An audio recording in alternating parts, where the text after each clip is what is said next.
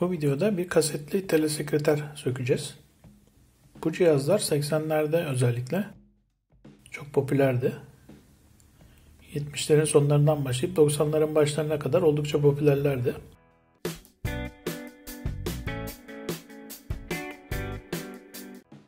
Bu gördüğünüz cihaz iki kasetli bir modeli. Kasetlerden bir tanesinde karşılama mesajı denen mesajı saklıyor. Diğerine ise bir kayıt yapıyor. Arayanların kayıtlarını alıyor. Tabii günümüz koşullarında oldukça ilkel kaldı bu cihazlar ama zamanında çok işe yarıyorlardı. Şöyle arkada bir tane de güç kablosu. Bir tane de telefon kablosu var. Telefon attığınızda bu cihazı bağlıyorsunuz. Evde ya da ofiste olmadığınız zamanlarda sağdaki karşılama kasetindeki mesajı okuyor ve soldaki kasete de kayıt yapıyordu bu cihaza. Şöyle arkada bir açma kapama düğmesi var. Açalım.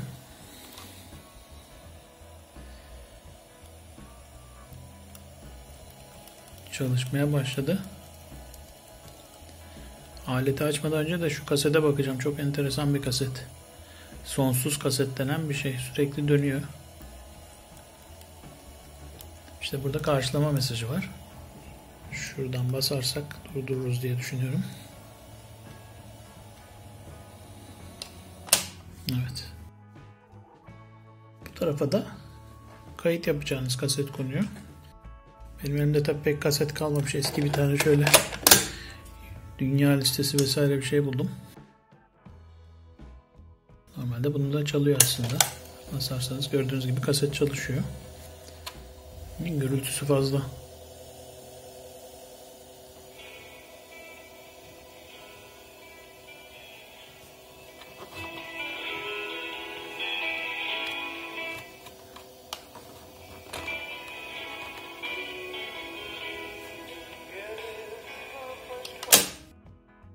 Durduralım. Sağdaki anonsu yaptıktan sonra soldaki kasete kayıt yapıyordu. Tabii kaset bitene kadar kayıt yapabiliyorsunuz. Ama bunun bir limiti var mıydı bilmiyorum. Şurada işte kaç tane arama geldiğini, kaç tane kayıt yapıldığını da gösteren bir şey var. Şöyle bir bakarsak. Mesela şu answer tuşuna, yani cevap ver tuşuna bastığınız anda hani son anda yetiştiniz, mesela telefon çalıyor. Buradan cevap da verebiliyordunuz. Buradan işte anons mesajını kaydediyorsunuz. İşte ileri geri tuşları vesaire. Two way dediği zannederim intercom var. Yani diyafon, karşılıklı başka bir cihazla konuşabiliyorsunuz. İşte mesajları dinleyip silebiliyorsunuz. Mesaj kaydedebiliyorsunuz. OGM record dediği outgoing message. Bu OGM, yani dışa gidecek olan sizin mesajınızı buradan şu ikisine basarak kaydedebiliyorsunuz. İşte bu kaydettikten sonra da bu kasede gelen mesajlar saklanıyor. Şu ön taraftaki kontrollere de bir bakalım. Burada bir kulaklık girişi var. Sağda ring count herhalde o. Yani kaç defa çalınca cevap verecek. 2 kere mi 4 kere mi? Bir de bu T-Save dediği toll save. Bu siz aradığınızdan oyunu açmasın diye. Mesela makinede mesaj varsa 2 kere de ya da 4 kere de neyse açıyor. Fakat siz uzaktan aradınız. Mesela 4 kere çaldı, hala açmıyorsa mesaj yok demek. Böylece boşu boşuna kontrol harcamamış oluyorsunuz. Makine açmıyor çünkü. Bu fix adjust tarafı da işte mesajların uzunluğuyla ilgili. Şimdi ben de elimde cihazın manueli yok ama only dediği muhtemelen answer only, yani kayıt yapma. 30 saniye kayıt yap, yani her not bırakan maksimum 30 saniye kayıt bırakabilsin. Ya da Vox dediği işte voice activated switch, yani sesle aktive olan anahtar. Bu da işte mesaj bırakan kişi konuşmayı kestiğinde birkaç saniye sonra otomatik olarak kapatıyor. Yani boşu boşuna açık kalıp da kasede boşu boşuna kayıt yapmaması için ses kesildiğinde otomatik olarak kaydı sonlandırıyor. Evet, bir açalım bakalım neler bulacağız içinde. Öncelikle şu kaseti açalım bakalım neler var içinde, merak ettim. Sadece 20 saniye kayıt yapıyormuş. 20 saniye bir karşılama mesajı için yeterlidir herhalde. İşte ne diyeceğiz? Merhaba, ben Fırat Darman. Şu anda evde değilim. Lütfen düdük sesinden sonra mesajınızı bırakın. Teşekkürler. Gibi bir şey 20 saniyenin çok altında kaydedilebilir. Bir bakalım neye benziyor bu kaset.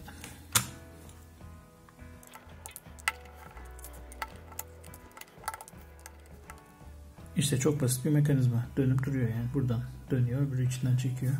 20 saniyelik bir tape. Sanırım oldukça antik, artık bu tür şeyler bulunmaz. Neyse, bunu kapatalım.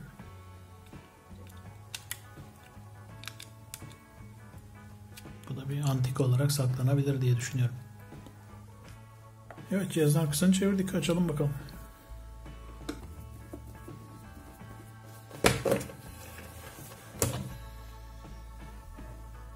Oo, bayağı bir devresi varmış. Bakalım neler çıkacak içinden.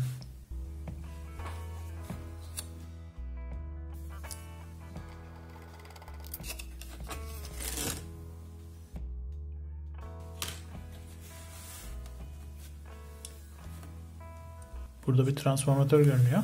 Büyüyecekte bir anakart var. Açalım bakalım. Şu kablolardan kurtulmak gerekebilir. Onları keselim.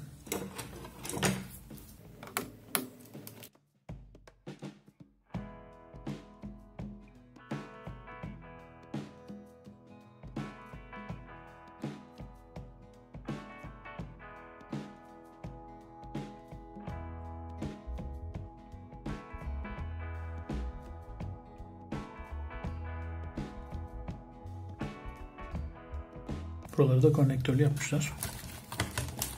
Bakalım çıkarabilecek miyiz?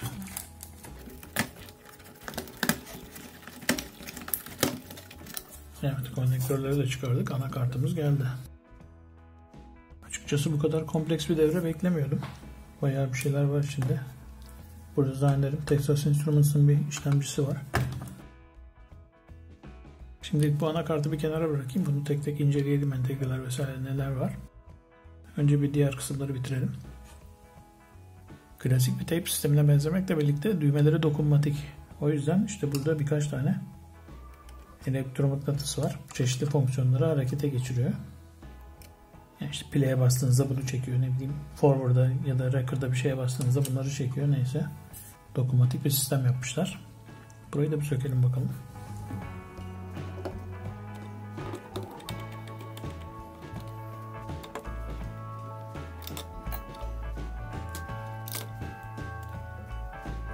Kocaman bir lastiğimiz oldu. İşe yarar mı bilmiyorum. Ben hiçbir tape'de bu kadar uzun bir lastik görmemiştim. 2 tane tape olduğu için ikisini birden çalıştırıyor.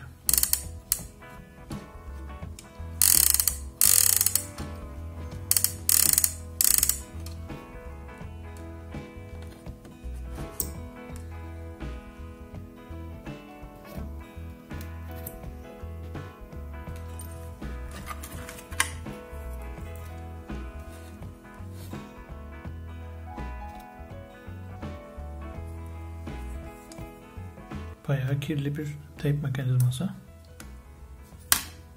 Ama şunlar işe yarayabilir, işte bunlar. Elektromıknatıslar. Başka projelerde kullanılabilir. Şurada bir mikrofon. Şu ön paneli de bir sökelim. Bayağı da vida koymuşlar.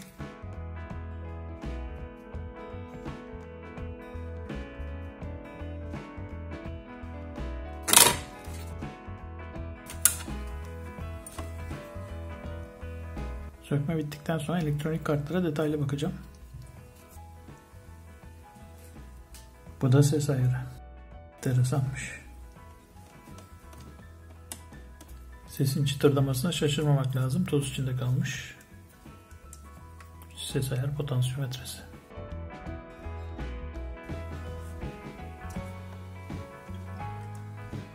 Gövdede sadece transformatör, bir tane sigorta anahtar ve hoparlör kaldı. Onları da çıkaralım.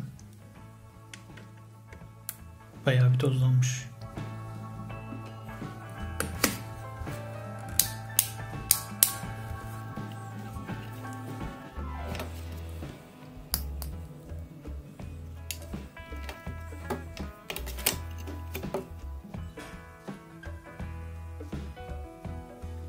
2 amper sigorta.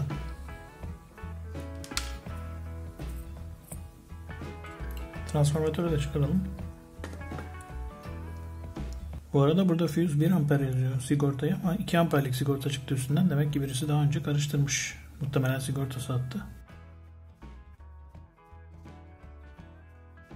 Üzerinde bir şey yazmıyor. 15 watt civarında bir transformatör. Bakalım ya ölçeceğiz ya da devrenin üstünde belki bir şeyler yazıyordur.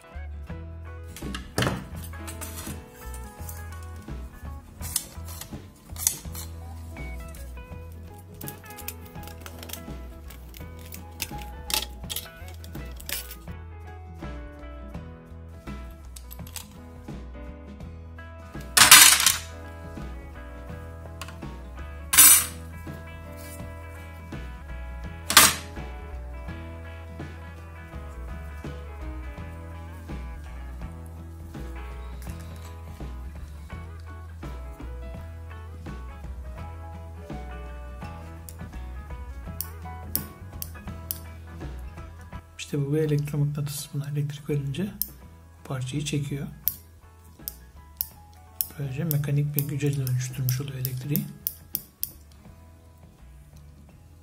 Sanki burada bir manyetik switch var gibi. Evet.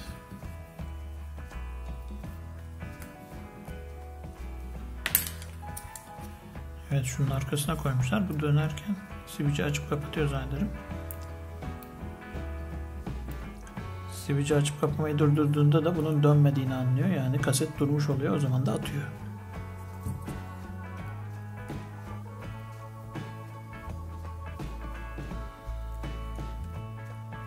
Bu bir tape okuma yazma kafası. Aynı zamanda silmeye de yarıyor. Bu da öbür taraftaki. Bunlar kapalar. Evet, burada alacak fazla bir şey kalmadı. Cihazın içi çok kirliymiş. Şuraları bir toplayayım. Çıkardıklarımı bir düzenleyeyim. Ondan sonra da kartlara geçeceğim. Son olarak da anakarta ve ön panele bir göz atalım. Bakalım bunlardan neler sökebiliriz. Önce 3 tane entegreden bahsetmek istiyorum. Bir tanesi bu. TMS-1000 serisi Texas Instruments'ın bir işlemcisi. İkincisi bu. Bu da Texas Instruments'ın bir işlemcisi ama kataloglarda bulunamıyor. Üçüncüsü de gösterge kısmını süren bu Matsushita'nın bir entegresi. Bu üç entegrenin de ortak bir durumu var. Hepsinin üstlerinde ROM var. Yani bizim Arduino'dan vesaireden alışık olduğumuz gibi tekrar yazılabilir bir bellek değil. Ama ROM var üstünde. Yani bir kere yazılıyor. İşte üreticiye programınızı veriyorsunuz. Üretici o programı yazıyor bunun üstüne. Ve bu çip başka bir iş için kullanılamıyor. Yani buradaki TMS-1000 serisi. Bu zannederim üreticinin ürettirdiği özel bir şey. MP1911 yazıyor ama bunu bulamadım hiçbir yerden. Bu da Matsushita'nın 4 bitlik bir işlemcisi. Bunun üzerinde de ROM var. Gene müşteri olarak ROM'u veriyorsunuz programınızı. Fabrika üretiyor ve bu şekilde üzerinde ROM'la birlikte kullanıyorsunuz. Yani bu üç entegrede söksek de bir işe yaramaz çünkü bu cihaza spesifik olarak üretilmişler. Onun dışında bakalım neler sökebiliriz. Burada bir gösterge var. İkili bir gösterge. Yani ucuza bulunabilecek bir şey ama değişik bir şey. Belki de bunu sökebiliriz.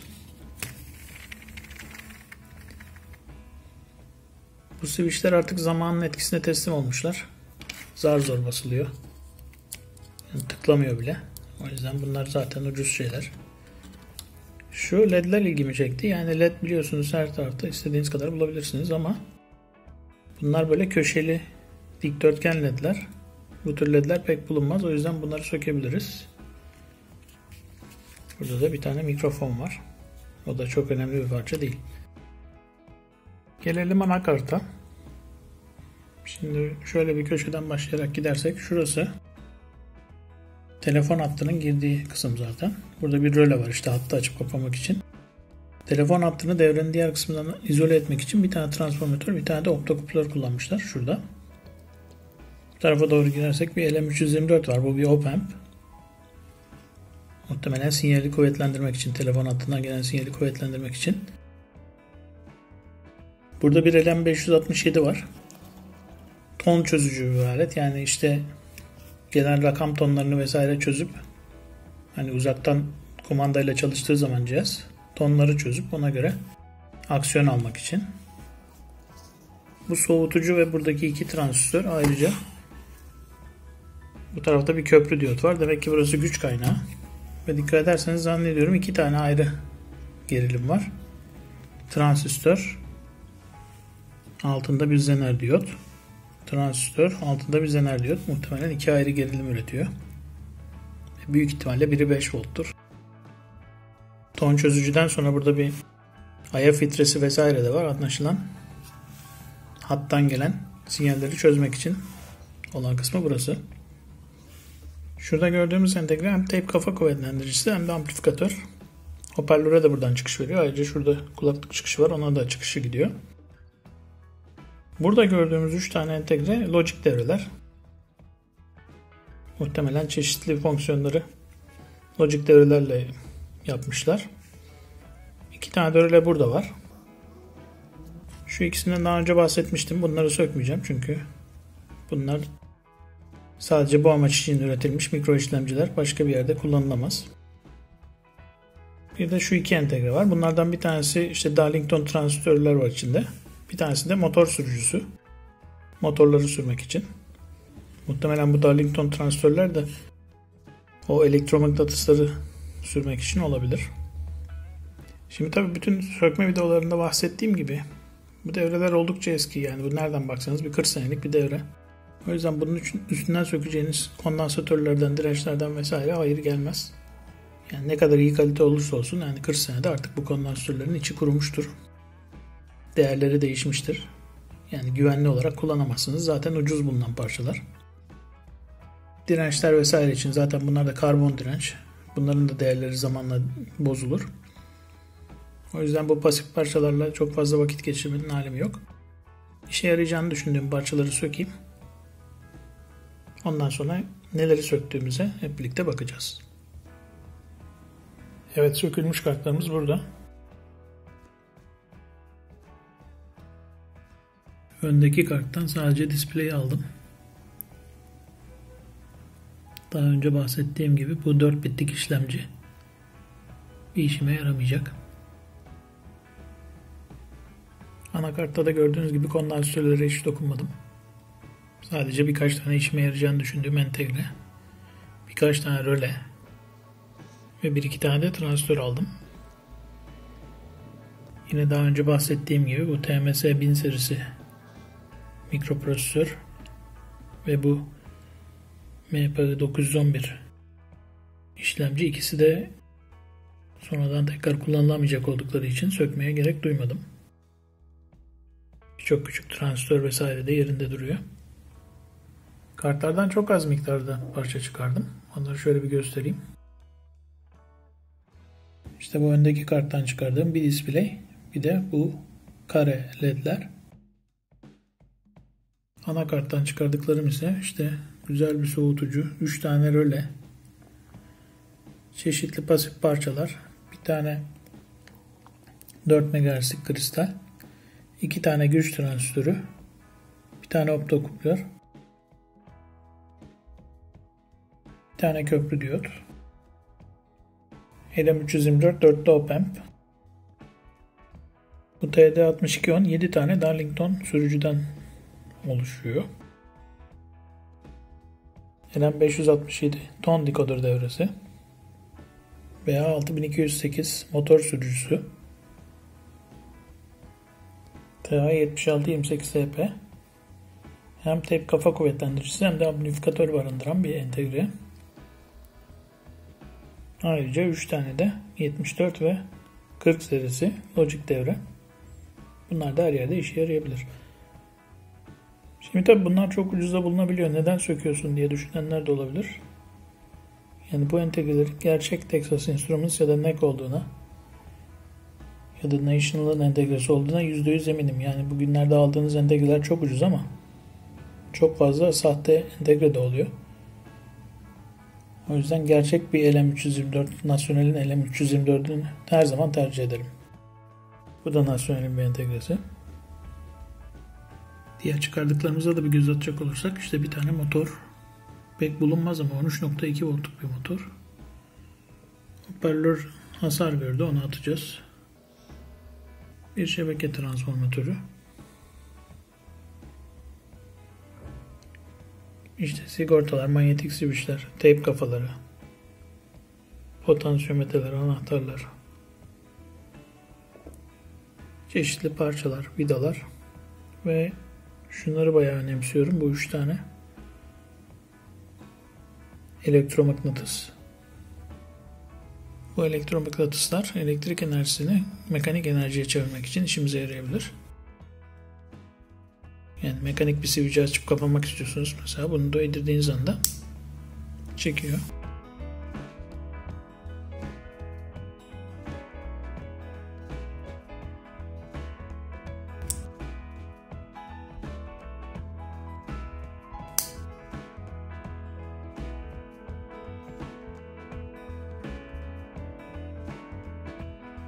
Bu şekilde birçok mekanik işlem gerçekleştirebiliriz. Bir sökme videosunun daha sonuna geldik. Başka videolarda görüşmek üzere.